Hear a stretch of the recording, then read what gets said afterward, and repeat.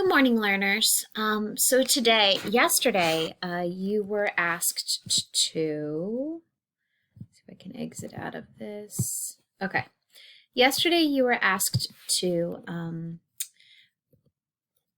create an organizer based off of the Coyote and Fire story. But you are retelling the story Coyote and Fire by using it but you're telling it from the Coyote's point of view. So you placed the characters from the story into this organizer, the setting. You came up with a conflict or a problem based off of what Coyote would interpret the conflict or problem be. You told the story, just in a few keywords, no elaborated sentences, but you told the beginning of the story from the Coyote's point of view, the middle of the story, which is where the climax is from the Coyote's point of view, the end of the story, which is where the problems are getting solved from the Coyote's point of view, and the resolution. And the resolution is kind of like what the solution basically was for the whole story. So what you're going to do today is, and let's kind of take a look at these directions together. Let's see if I can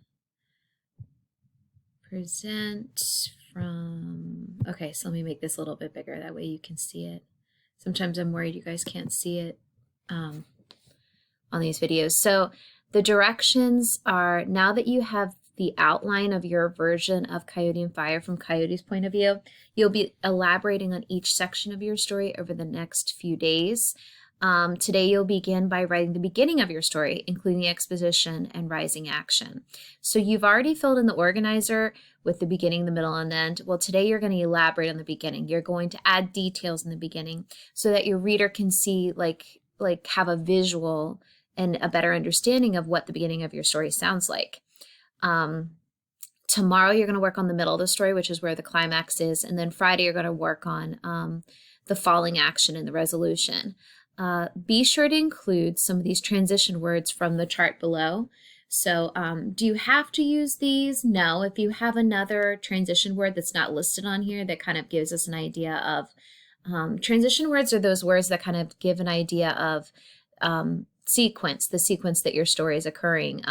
Typically they're kind of time related type of terms, like next, also, later that day, later that night, second. So as you're writing, you're going to kind of be pulling from these words to give us kind of the sequence of events that's occurring. So for today, it would be like, you could start off your story with something from here, but just kind of remember, you're going to want to try to hook your reader to get your reader interested. So think about a good way to hook your reader and get your reader interested. So really today, this is the slide that you're going to be working on. You're not going to do tomorrow's because you see the Thursday listed for tomorrow, and then there's the Friday one listed. So really today is all about just this slide. And so remember to put your title at the top.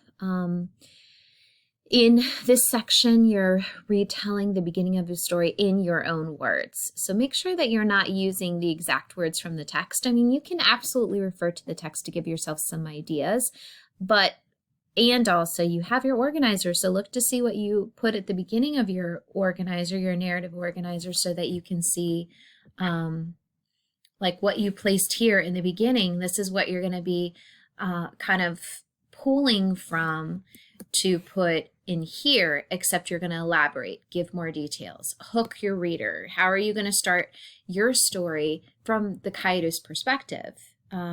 Because when you think about the story, and let me go back to, and I guess I could have kept that in, let me present mode. Because when you think about your story, I'm going to go back to the beginning. This started off long ago when the world was young. People did not have fire. Now remember, Coyote is telling this story. So think about what the world was like from his point of view. They ate their meat and salmon raw when cold winds blew or snow covered the ground. They could not warm their homes, their houses. Think about how all of this would affect Coyote and Coyote's world. So really be thinking about that. Don't copy directly from here, but you can absolutely use this as kind of a reference. Just remember, it's Coyote telling the story, and it's not third person point of view. So today you'll be working on this slide, tomorrow this slide, Friday this slide. Don't forget to, I want to encourage you to use, to write in paragraphs. So think about every time there's a change of an event, that could be a new paragraph. So really, kind of play with how you want to organize your thinking. All right, so, okay. So I miss you, learners, and really kind of dig into this story and really be as creative as you'd like. Just try not to deviate too much from the original story. You want to still keep those main events, but make it so that it's the Coyote, the one that's telling it in his perspective. All right, have a great rest of your day, learners.